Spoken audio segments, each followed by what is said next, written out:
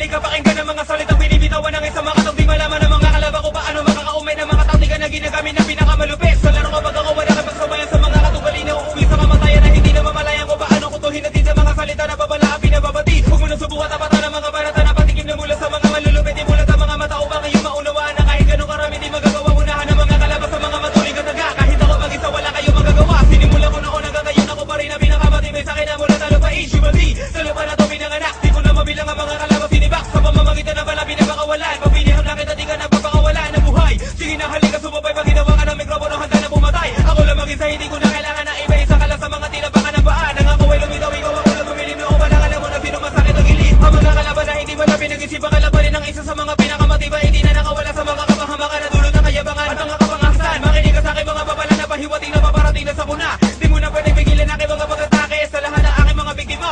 Ang pangalan ko'y David, bata man naluyong na wala man lang katakutan sa katawan. Kahit na gano'ng karami ang mga kalabang ko, ako lang ang mag-isa kaya ko tapatan. Sige subukan mo hawakan aking mga salita na para baka mapisa na makarami patalim. Tiyakin mo lamang nakakaya mo ko sa bayan. Pag nagsimula na tumili mga aking paningin, simula mo na bilangin aking mga salita at kung ilang mga kalabang ko pinataob. Para di ka na magulat pag ikaw ay napabilang sa aking mga biktima wala samaan na loob. Ilang taon na ba ang dumaan mula na binitawan ko ang mga susunod na kataga. Nabarabas sa akin na di mo malaman kung bakit ba hanggang ngayon sa isipan mo tumataga. Republica! Di mo malaman kung paano malalabasan ng mga kataga. Mga salitang binibitaw ako sa harapan mo na parang isang babala. Kaya mo na batagal na sabayan ng mga buga ng aking mga salita. Wala ka na magagawa sa aking batos, hindi ka na makakawala. Republican.